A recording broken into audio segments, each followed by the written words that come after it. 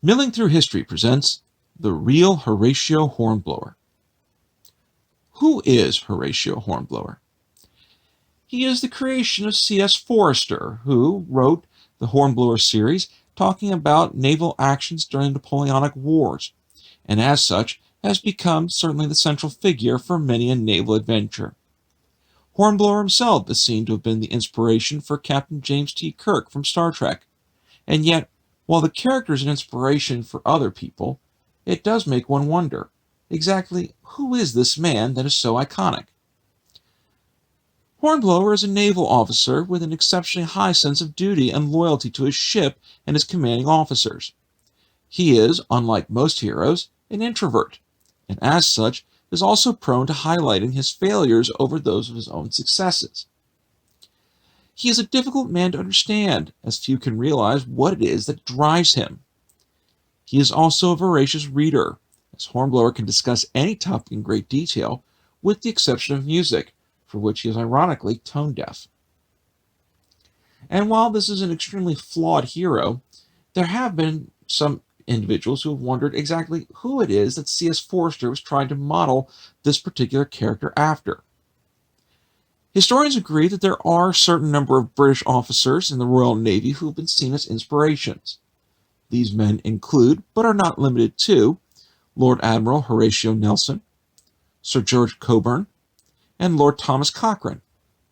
However, there is some speculation that there is one officer who seemingly has most of a career that is very much exactly like Horatio Hornblower, and that man is Sir James Gordon.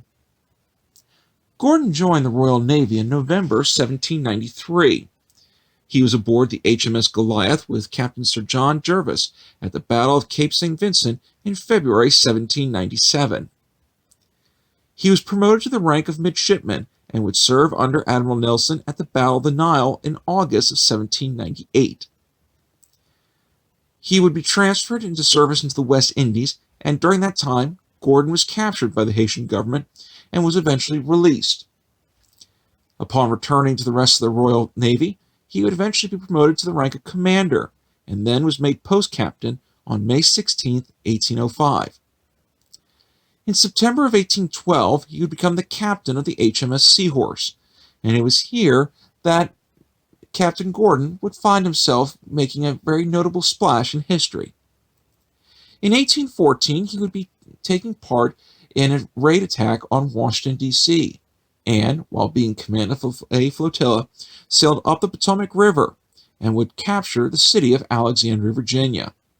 It was also on this particular raid that he would pass Mount Vernon twice and, according to legend, had offered military honors towards the home of George Washington.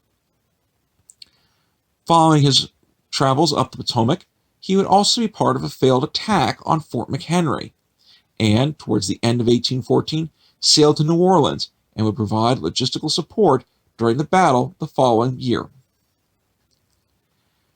With the end of the Napoleonic Wars, Gordon's own time on the sea came slowly to an end, as he would eventually start taking positions on land. In 1837, he was promoted to Rear Admiral, and would eventually become Lieutenant Governor and finally the full governor of Greenwich Hospital. He would be promoted after years of service on land to the rank of Admiral of the Fleet on January 30th, 1868. And just a little under a year later, on January 6th, 1869, Gordon passed away. He was eulogized by the British press as the last of Nelson's captains, and was entombed near the National Maritime Museum and can be still visited there to this date. Be sure to click like, share, and subscribe for future episodes of Milling Through History, and be sure to leave comments below for future episode ideas. And be sure to take a look at our suggested reading page.